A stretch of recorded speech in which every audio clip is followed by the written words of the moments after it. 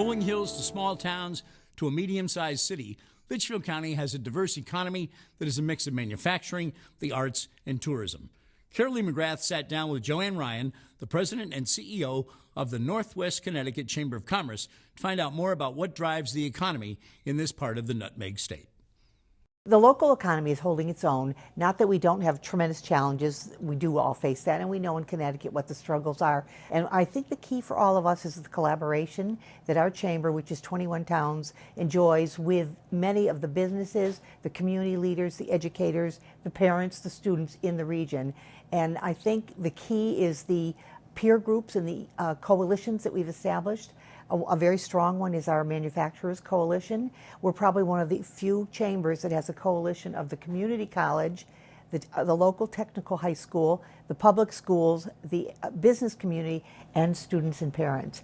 Well, tell us a little bit about some of the manufacturing and how this area of Connecticut has fared over the years. Well, right now, we probably have 1,000 job openings in this area, many of them in manufacturing. And I'm just going to pick a few companies. Becton Dickinson is located in Canaan. They're the largest producer of syringes in the world. About a year ago, they had the grand opening of their $18 million addition. I asked them why was it, of all their plants, they would select this area.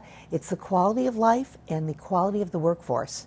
Another is Fuel Cell, the largest producer of fuel cell in the world. Torrington is their location for the production. They're expanding, doubling their size, and I know they eventually will hire 300 more workers. So we're working so very, very closely with them. We have other companies, a plastic molding technology company that has an operation in Shenzhen, China, but they're doing beautifully, not giving away the work to China, but they're selling their product in China. And how do you attract some of the young people who might have grown up here to come back? Because you talked about 1,000 job openings, which is, I guess, a great problem in some sense to have. But how do you bring those people back? It's so very, very hard. We have to let them know what there is here, because it really is perception that we're a quiet, sleepy little area, and that is not really true. So we have to let them know what's there, and we're working now with juniors in high school and younger. Now we're going into the middle schools to make sure the children and their parents know there are many career opportunities. We were fortunate to be selected by the Boston Federal Reserve to receive a Working Cities grant to design a program over some challenge that we face in the area. And what we found is that Torrington is a micropolitan. And that means that its population is less than 50,000, more than 10,000, but servicing about 180,000 people in this whole region because it is the economic hub. And consequently, we need help from the government, both state and federal, in how do we deal with some of the challenges that we face. Transportation being key. We don't have mass transit in this area. So the good thing is that we have beautiful, beautiful opportunities for people to visit us.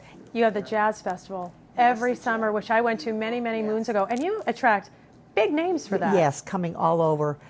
So grateful to what Vita Muir has done with that incredible organization.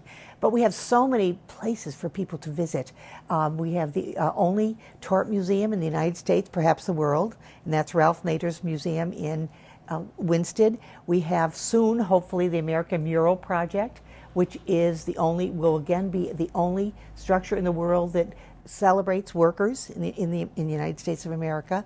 4 stories high and 160 feet wide, and that'll be in Winsted. If you go throughout the whole region, there's something unique about each town. The Warner Theater in Torrington, the 5 Points Arts Gallery, the Kids Play Children's Museum. And it seems to be attracting some of the city residents, right? A lot of New Yorkers come up this way. They do. You know, I can remember years ago, because I'm a native of Torrington, a condo development was built that was attracting New Yorkers, and I know some of the residents said, oh, they're never going to come here. Well, they do come here, and not only do they come, weekends also, but what we're finding, especially in the Litchfield in this area, they're coming, realizing how beautiful it is, buying a home, and ending up staying here. So why did you stay? You stayed here? You still live in Torrington? Yes, I do. I actually did live in Stamford for a number of years and did do some traveling, worked with a major employment company, and was out in Detroit for special assignment. But I loved it, and I loved the fact that my daughters had a wonderful education. It was safe. It was fun. We had the opportunity to travel It was so easy to get to Bradley Airport and to New York and Boston and beyond, well beyond, as a matter of fact. But I think also it was the people. There's this great sense of community. People are very good to one another. If there's a need, the people rise to the occasion. So it's the beauty, but it's the people and it's the opportunity here. And I just feel so fortunate that I've had this opportunity to lead the chamber for now, and I'm into my 16th year, and I have to continue because there are just so many opportunities for us to make things better. All right, JoAnn Ryan, thank you so much for giving us your perspective, and it sounds like a really great trip to make this summer. Thank you so much. Thank you.